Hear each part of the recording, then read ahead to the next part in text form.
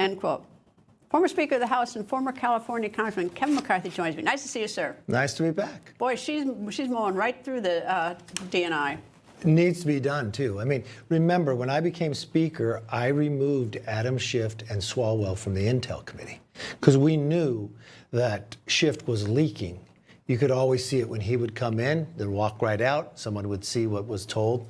And Schiff, sleeping with a Chinese spy, there's got to be other Democrats that could fill that spot instead of him. And Pelosi kept him knowing that. Well, I've always had a problem with people leaving federal service and keeping their security clearance. I'm like, what's the point of that? Why do they have them? You know, they shouldn't. Okay, now when members leave, when I left, even though I was part of the Gang of Eight, I lost my clearance.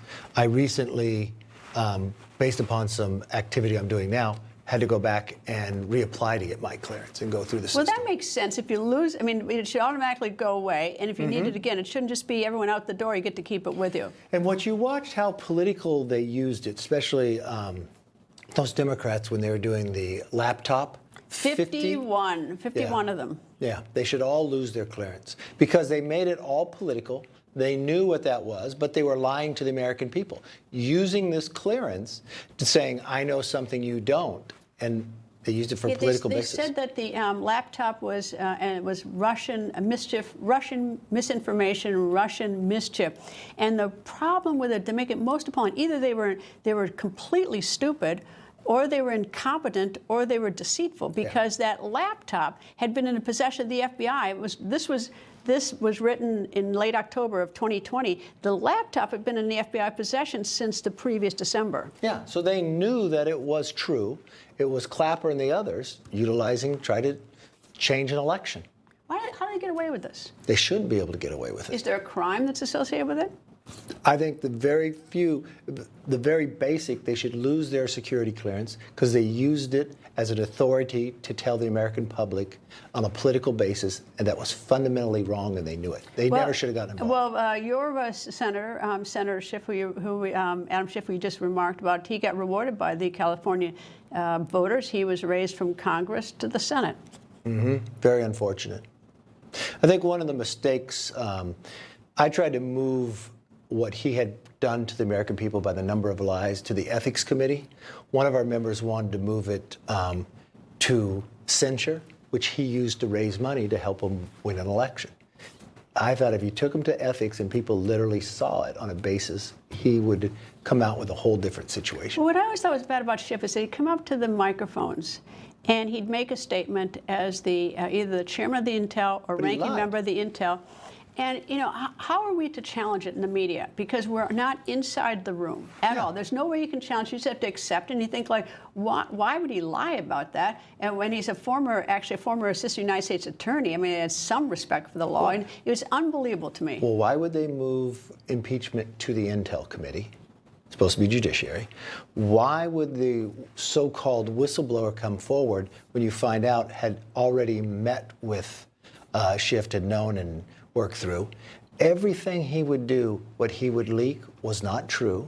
And he used it as the impression, well, I'm the chairman of Intel. I know stuff that you don't know, and you can't question me. Well, he's being investigated right now. He should be investigated. Well, for something different. But what he put the American public through, knowingly lying when he did it, he should be investigated. Well, what he's being investigated for, and he's going to have an opportunity to respond to it, is claiming 2 homes as his primary residence, one in Potomac, Maryland, and one out in Burbank, California. And he's being investigated for that to see whether or not he apparently on a mortgage application. You can't live someplace outside of the state that you're elected. Well, then, I don't know. He will have to sort it out with the Trump administration. All right. Let me turn to, as long as we're on talking about California, former Vice President Kamala Harris. Is she going to run, do you think? No, I don't think she runs. I think when she really thought about running for governor, and she held back a long time before made that decision, I think she realized she couldn't win. As governor? As governor. Really? Who could beat her governor? I think a lot of people. I think at the time there's probably a chance a Republican could win if she was the nominee for the Democratic Party. And so she backed away. Look, if she could have walked in, being governor of the 4th largest economy in the world, that would be a very powerful position to have. And why wouldn't she run for it? The only way she wouldn't run for it is she couldn't win. And the Democrats want to distance themselves from everything about Biden. Remember, wasn't it just a year ago today she was nominated for president? The hoopla, the celebration, the convention. Now we've got a current governor of California that is the biggest chameleon. You know, if you looked at him four months ago, he had all the conservatives on his podcast, from Bannon to Charlie Kirk, and now today he wants to go extreme the other way to act like he's fighting the president to try to become the nominee. Is her political career over, Kamala Harris? Look, I've watched other people in California. I've watched a vice president and Richard Nixon run for governor and lose and come back to become president from California. I don't think anything's over. She's at a younger age than where Biden was. I don't think she's got a future, but I never say never. Gavin Newsom have a future as a presidential candidate on the head of the Democratic ticket? I don't think he could ever get there when people really, if he had to go for a longer campaign, he couldn't get there because people would see the truth behind him. There's no principle. There's no philosophy. It's just whatever. He's like the TMZ politician. It's whatever's flowing in the wind that day. So I know you're going to say there is no risk, but just to humor me, who's the biggest risk for the Democratic Party in terms of a strong candidate for president in 2+ years? The Republican is the risk? Democrat. No, the Democrats? Look, I mean, who's the risk to the Republican Party? Which Democratic candidate? I think if Democrats come back to the middle, so if you find a Democrat that is a governor that talks like Fetterman but is different, I think they could be competitive. What they need to do is they need to find, who can they find the candidate that actually could go to a Dana White fight match and walk into the crowd, right? It's somebody that's going to be a little more common sense, fiscally conservative, socially conservative, that can get there. But they don't want to campaign for that. They go much more to the socialist wing of the party. Well, when I was a kid, the Democrats represented the union, had the lunch pails, and the Republicans went to the country clubs. Exactly. It's vice versa today. Yeah. How did that Well, if you look at the protests, right? Here's President Trump, which extraordinary job he has done in such a short amount of time. Who thought? I mean, even if someone had president for 4 years, could not have done what this man has done.